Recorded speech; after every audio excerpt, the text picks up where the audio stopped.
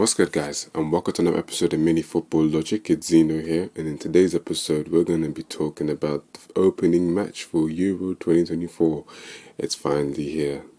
After lots and lots of build up, the Euro 2024 tournament is underway. Germany, the hosts, took on Scotland. Now, obviously, coming into this match, we all knew that Germany are probably going to be the favourites here, and Scotland are probably going to be, not even probably, but are underdogs going into this. But did we really expect a 5-1 thrashing? Maybe some of the more optimistic German fans might have seen it coming, but this is a harsh lesson for the Scots. Truth be told, Germany are that much better than them, aren't they? Let's be honest. You know, you got players on the side of Scotland playing for teams in the Championship and the Scottish League compared to, Bayern Munich and then Real Madrid players on the Germany side. The reality is, with that large gulf in quality, it's hard to compete. And if you're not doing the basic things out there on the pitch, you're going to be harshly exposed. And unfortunately for Scotland, that is what happened.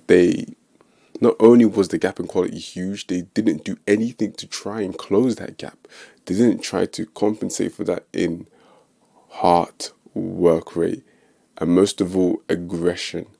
Sometimes you need to be up in your opponent's faces, not even sometimes, all the time, if you're going to be able to impose a shock result. And Scotland just literally came there to just lay down there and get torn apart. Now, Germany had the perfect mix in terms of a game of, this is the type of match we want to get started our tournament with.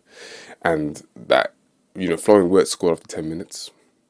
Then Musiala scored after 20, I think. It was smooth sailing. And then, of course, Ryan Porteous with a horrible challenge on Gundogan. Havertz converts the penalty. It's 3-0 at half time. Now, obviously, with Germany, it's hard to tell what Germany we might get coming into this tournament, because obviously their last couple of campaigns haven't been the best since they won the World Cup in 2014. But, if this game is a sign for things to come, then boy, we're going to have to consider Germany as contenders here. Jamal Musiala was simply inspirational. Now, he was playing against Scotland. Let's be real here. But he was magnificent. Florian Wirtz, he was effective.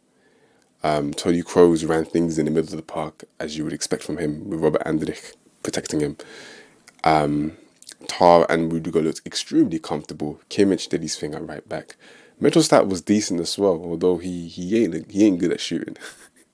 He had a lot of volleys or hard volleys that blazed over the bar, but nonetheless, Havertz once again, like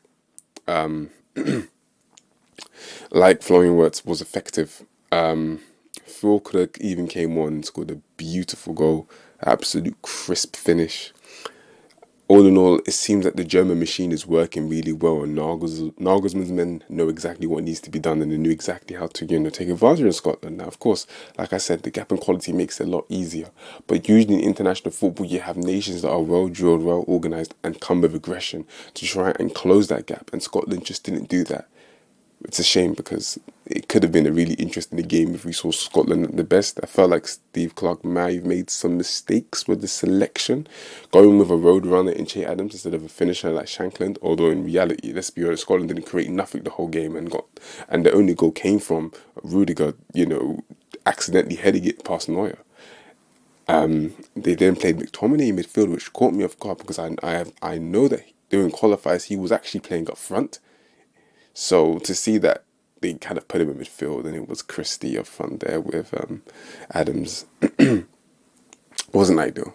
But to me, it wasn't ideal anyways. It didn't work.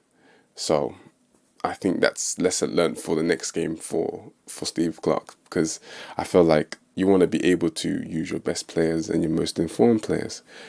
But with Germany, it was easy. It didn't seem like they stepped out of fourth gear.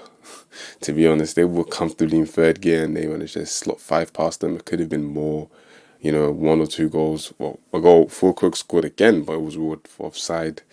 And yeah, this is probably the way the host would have loved to have started the tournament. You know how it is with international tournaments. When the hosts get going and the hosts are in form, it adds a lot to the essence and the vibrancy of the tournament. So to see Germany potentially having a revival, it will be great to see. It will be great to watch. But let's be honest here, Scotland made it really easy for them. So let's hope they can turn it around for the next games against Hungary and Switzerland. They're very difficult games. Reality is Scotland will be lucky to finish third. Steve Clarke was saying after the game that 4 points is the goal and they can still get it, but they're going to have to turn in a huge performance in both their games just to get those 4 points. Germany, on the other hand, you know how it is with tournament football. Germany now pretty much have 1 foot in the next round. They just need to make sure they don't completely capitulate in the next 2 matches and they just carry on the good stuff.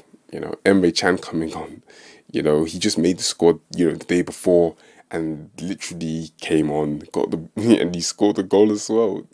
Anger's gonna have to mention his wrists. He should have stopped the first goal and he should have stopped the last goal. But hey, as a goalkeeper myself, I know sometimes it can be difficult with the wrists and making sure you get the hands at the right angle to push the ball away. But you're in a major tournament match. You need to be able to be at your sharpest level, and it pretty much sums up like I keep saying, the deficit in level between the two nations.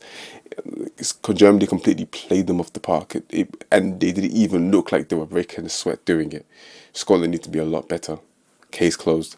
Nonetheless, I'm going to end it here. Hope you guys enjoyed, and I'll catch you in the next episode of Mini Football Logic. Mini Logic.